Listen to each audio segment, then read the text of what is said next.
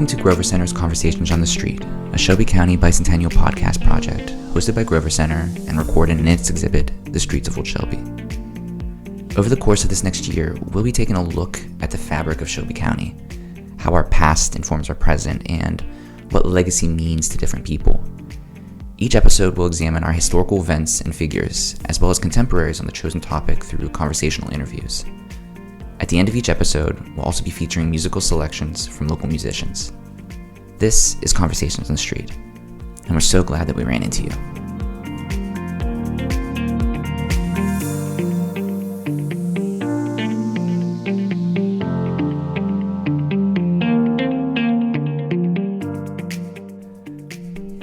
In 1898, Charles Davis began building his mansion on Mechanic Street in Shelbyville, Indiana. The same year, his furniture company landed one of the largest sales to a firm in Europe. He was only 28 years old at the time.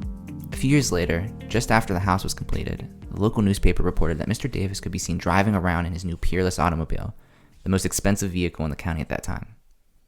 As president of the Davis Byerly Table Company, known internationally and recognized as the world's largest exclusive manufacturer of library and parlor tables, he certainly could afford it. With over 500 employees on the company payroll, Davis Byerly had no problem meeting the demand of the quality of work for which they had come to be known. For all of his wealth, Mr. Davis couldn't stop the ebbs of time. In 1911, at the age of 41, Mr. Davis passed away. Yet his legacy carries on. The multiple families have lived in the home that Davis built. It still carries his name, the Charles Davis Mansion. If we only see these accomplishments, we dismiss Mr. Davis's journey to those moments of success. We only focus on the peaks and ignore the valleys. In interpreting history, we ask people to engage with and have a better appreciation of the human experience. But how can you appreciate something you cannot connect to? How can we understand Mr. Davis's life if we only focus on the wealth and the status? Most of us will never be driving around the county's most expensive car or leading one of the world's largest companies. During this podcast series, we'll be looking at events and people through Shelby County's 200-year history, and focus on where and how they intersect with our lives today. Over the course of the bicentennial, Grover invites the community to participate in this discussion. Today we are joined by Vince Bradburn, the Shelby County Historical Society's board president and a history teacher at Shelbyville Central Schools. Thanks for joining us today, Vince. Hey, Alex, thanks. That was a great intro. Appreciate it. As we kick off the bicentennial, and as president of the Shelby County Historical Society, what do you hope is accomplished by our community during the bicentennial? Ooh, great question. Thanks. Well, I think it's going to be obvious that we're going to celebrate our past. You know, that's kind of the canned answer that I'm supposed to say as the board president and a teacher for almost 3 decades now of U.S. history is we want to celebrate the cool stuff that's happened, and we want to celebrate the cool people that have lived here before us, and we'll talk about legacy and so forth. And you know, that's natural part of commemoration of any ennial, right? Centennial, that's 100, right? So bicentennial, about 200 years there, right? So we're looking back the past 200 years is where we start, and it gives us an opportunity to kind of look back, you know. And in fact, here, this is what I'm thinking. So as a teacher, there's seasons as a public school teacher, and one of the things I really like about the gig, and during the summer season, it's a time for me to reflect. You know, it's time for me to kind of take pause and look back at the previous year, you know, and that's just natural part of what we do, I think, in the summer, and we reflect like, okay, that was something that really worked this past year. I want to make sure we do that, or maybe, hey, I need to do this one even more. You know, I really like that part of it. Other things, especially like this year, all the COVID restrictions, there's things I don't want to ever do again as an educator, and hopefully I don't have those circumstances again. And there's also things that, you know, as a teacher, I look back over the year, and in that process of reflection and evaluation, I recognize, well, maybe I shouldn't have done it that way. Or, ooh, did I include everyone in that? You know, what about, you know, student X, or what about, you know, this component there that while I was in the moment, I didn't necessarily think about it. But what the summer offers me is an opportunity to pause and to reflect back, so that it informs not just the thing that I did, but as I'm moving forward, that's the next step in my summer season as a teacher, is I'm planning for next year, right? I'm thinking about how my previous year in the past informs the direction I want to go in the future. And once again, I'm going to celebrate some stuff that happened in the past, but I'm also going to maybe take a hard look at some of the things that I don't want to happen again, or maybe redesign, or to double down that I say that, you know what, I really value this, but in my actions didn't necessarily show it. And so what are some great ways or better ways for me to do that? So all that is to say, I'd love for our community to engage in the same process here in the bicentennial. I want us to celebrate who they were then, but also who we are today. Because that's what we do when we're looking at the past. We're not just looking at people that died before us, but we're also, while we're looking at the lives of the people that came before us, we're also considering our lives today and seeing, especially if the people that lived in the same place we did, right? We're looking back at how their lives were different than ours, but then also maybe as we're identifying with them of living in Shelby County too, we're also maybe thinking about that's who we are today. Well, sometimes maybe, sometimes not. So it's part of that reflection process that hopefully our community does as well. And here at Grover Center, we're definitely going to invite the community to join us in that discussion of not just who these people were that came before us, but what part of their stories do we want to pass on as a legacy and move forward in the future as we move forward as a people? Who do we want to be? Well, and kind of think of it like that, with the idea of reflection, with taking time to sort of size up a year lived in the case of teaching, or 200 years of our county's history. Why is that reflection process so important, imperative to a community and its identity? Oh man, I love that you said identity. Yeah. Otherwise we remain stagnant, I guess is one thing I think of, right? We remain stagnant and we keep doing what we've continually done. I think another thing I think of just then is that if it's the same people making the same decisions moving forward that have always made the decisions, then cool. Let's just leave it the way it is and let other people think about it. But if you're feeling like you're not empowered, or feeling like there's a part of your life today or part of our community today that you'd like to change, I certainly see studying history and valuing history as a way to bring about that desired change by inviting you to be a part of the process. In our 40-year history here at Grover, we've had tons of narratives pass through these walls. So there's different ways that we can approach history and look at different moments of history. So obviously the depth and the size of it is pretty great. But why would you even do that? Why look at those things? There it is. I get that so many times. Like, you don't even know how many times kids are either thinking or they actually ask me out loud, like, why do I need to know this? Why do I need to know this? Especially in this age of Google mania, right? Of the information age in which we live, it's no longer relevant. Like, history is no longer relevant to us in the information age if we only look at the value of history as a bunch of things that have happened. If we just look at it as here's a bunch of facts. Well, the process of what we do here at Grover, and what we do in the classroom and in history classrooms all over, is pointless, right? We don't need it because literally we have all that information at our fingertips, and not just the professionals, right? But anybody who has access to Wi-Fi has the access to all the information that they would ever need to know. So there's something more to it, right? There's something more that we can get from the study of history and valuing history. It's not just memorizing stuff, right? It's not just memorizing stuff and then just remembering it and throwing it back on a test, so to speak. And then, to be honest, that was part of what I initially saw history being coming up. And it wasn't until later in my development that I saw that it could be much more. And part of that for me, what I've learned over the years is that as I engage in looking at the people that came before me, and in that process, whether it be engaging in an exhibit here or, whatever that looks like in my classroom, the value of that is focusing in on the journey. And if I'm trying to develop empathy for people around me today, right, and I'm consciously looking at how other people are approaching or living their lives today, not just from a singular me as a selfish perspective, but if I'm called to look at it from someone else's eyes, then study history, because you have to. I can't really understand the 1830s or the 1820s, right? Because that's 200 years ago.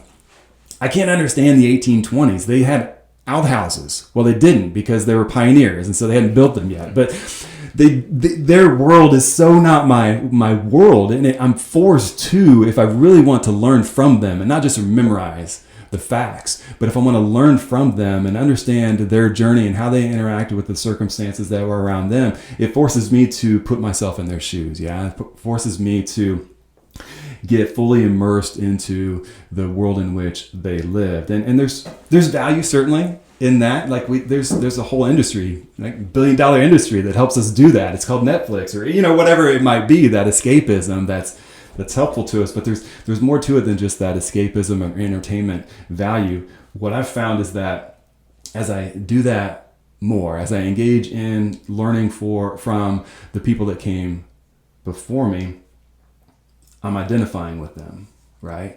I'm connecting with their life, even though they don't have indoor plumbing. I find that there's some universals, right? There's some universals in our human character, in that human experience, although the variables may be a little bit different if we don't have electricity or if we don't have a MacBook Pro.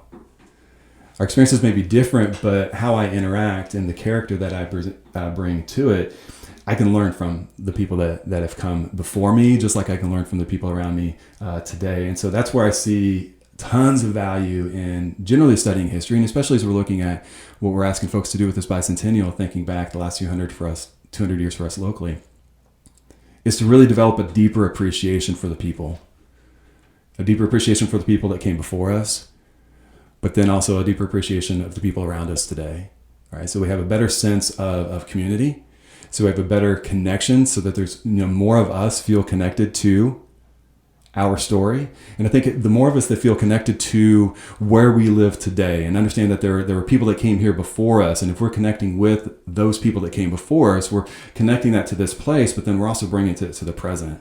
And I think that helps us begin to have a deeper, appreciation of that human experience then, but also a deeper appreciation for the human experience today. So why is it important that we take in the whole and not just the high watermarks of these people? Yeah, because that's the stuff that's easy to memorize, isn't it? That's the stuff that's easy to memorize. Okay, when did Thomas Hendrix, what did he do? He's vice president. That's kind of a big deal. Before then, he was governor of Indiana. Also a big deal. This sounds familiar, right? We just had one of those come through again. And there's value in that of saying, you know what, we identify, he came from here. He's one of us, right? And so therefore his success is a shared success for us.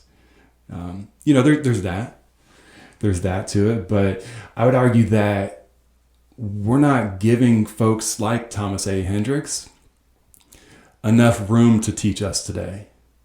If we just look at the thing that's on the sign in front of the Scaffi building today, right? If we just look at the list of accomplishments from being our delegate at the Constitutional Convention to our state rep and Senator of the United States during the most turbulent time in our nation's history, during the Civil War, right? He's leading not just our state's delegation in the U.S. Senate, but he's leading the entire nation. He's a national leader, right? Obviously, he became vice president, so somebody liked him, right?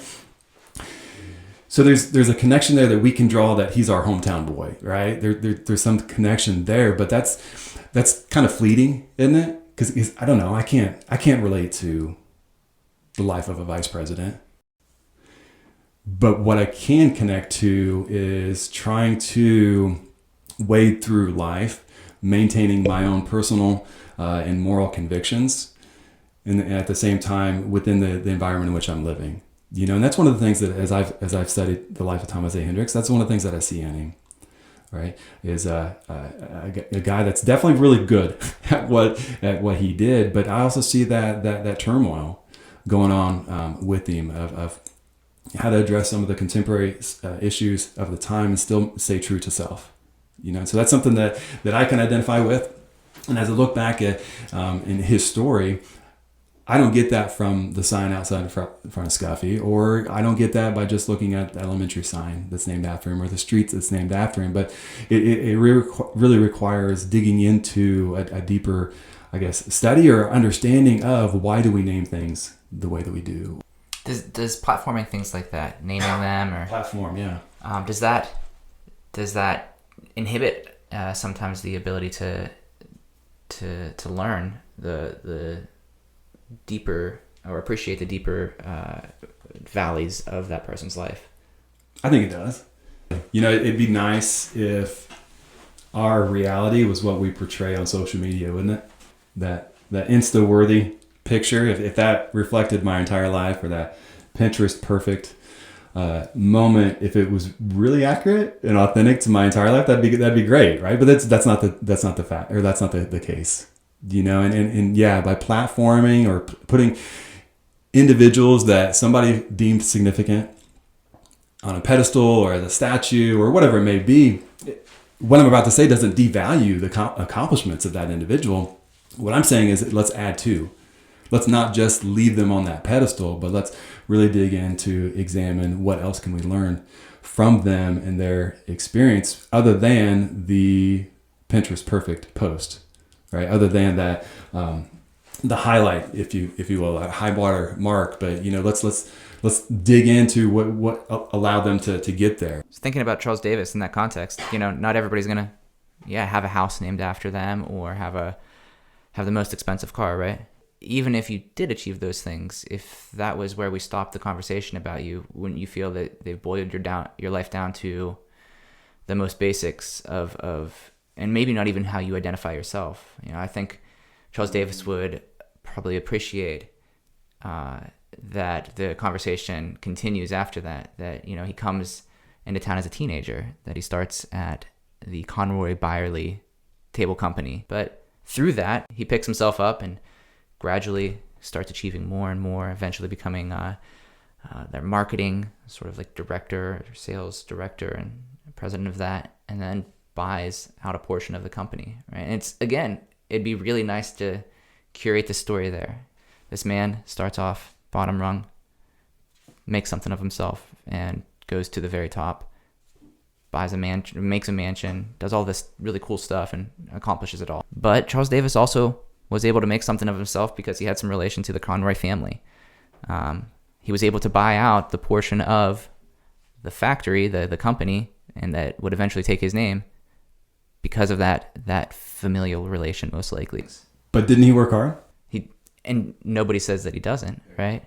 Yeah, by giving us the additional information, we're not taking away that there was still a level of success that he brought to his job. But it's appropriate and required that we examine the whole. Otherwise, our present day, as you're talking about, I don't think that we can connect with them on a human level.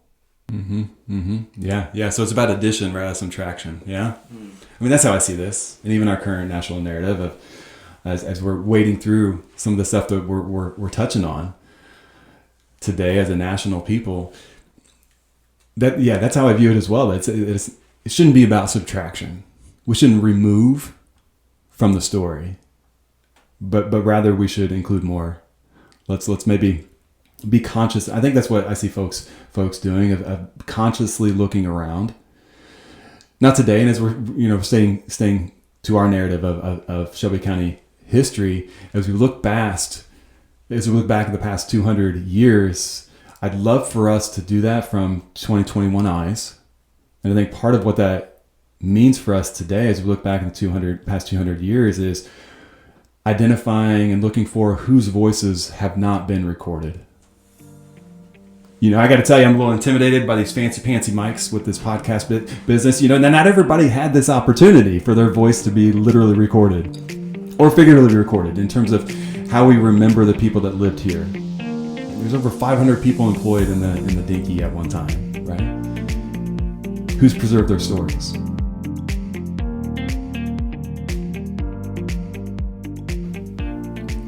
Thanks for listening to this episode 1 of our Conversations on the Street, a podcast series that is part of our Shelby County, Shelbyville bicentennial commemoration. Overall, we hope to foster and facilitate a civil discussion about Shelby County's past in order to better understand and appreciate one another, both past and present. As we engage in the process of looking at who they were then, we're also thinking about and discussing who we are today. But let's not leave the discussion there. Our past can inform our future. Let's use this summer season to pause and to reflect. What aspects do you want to carry forward into the coming years? Our hope at Grover is that we as a community also discuss who we want to be moving forward. In this first episode, our desire was to frame the series and explain why we were taking a little bit different approach than what may be expected when thinking about something like this. One would expect an initiative by a local historical society to commemorate the past 200 years of a local place to celebrate and to list the accomplishments of significant individuals of their home. While we certainly want to do that, we want to do more. We believe there's so much more value in engaging in